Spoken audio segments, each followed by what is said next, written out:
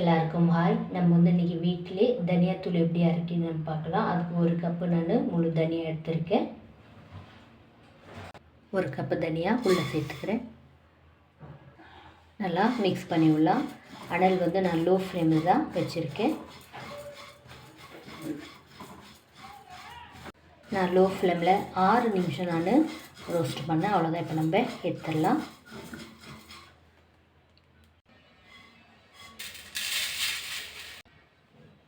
நல்லா ஆறிட்டு அப்புறம் நம்ம அரைச்சிக்கலாம்.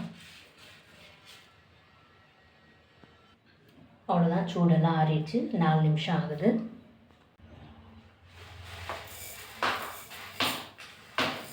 அவ்வளோதான். இது நம்ம அரைச்சி எடுத்துக்கலாம். அவ்வளோதான். நான் அரைச்சிட்டேன் நல்லா நைஸாக.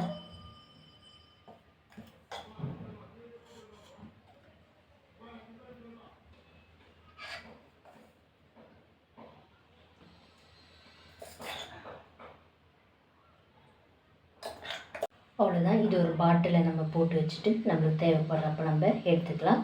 இந்த வீடியோ உங்களுக்கு பிடிச்சா லைக் பண்ணுங்கள், கமெண்ட் பண்ணுங்கள், சப்ஸ்கிரைப் பண்ணுங்கள். தேங்க்யூ.